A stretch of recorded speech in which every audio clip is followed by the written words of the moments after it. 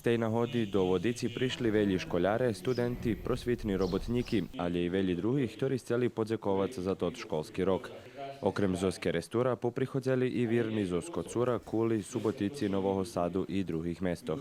Toto, co možno probujeme nahlášiť za to, že by Vodica postala náš jeden center, nie za mladých, ale bukvalno center za stretnúca, kde by sme až i u takých uslovích, ako teraz, mohli kontrolovať, kto prichádza, odkiaľ prichádza, kde by bolo sigurné na všetky spôsoby i sigurné na jeden spôsob sanitárny, a z druhého boku, že by sme mali jedno miesto, kde by sme mohli okrípiť, s neniem prísť pojsť, jak som proboval povesť, žadanie vysloviť z Mariji, jednostavno i takú molitvočku i pojsť. Naiste sme u Kraševči prišli zo Skocura, jak djeci i zo Zeku prišli s ljuboviju, zato že znaju to okremne mesto za všetkých nás, okreme za njih dok su školjare.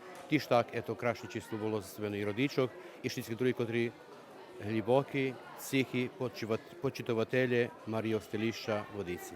Na tot závod prisutných u Vodici bolo bar zveľo, ta odlučené, že by še dodatní aktivnosti, ktorí boli zaplanovaní, neotrimovali pre obštu bezpečnosť všetkých prisutných.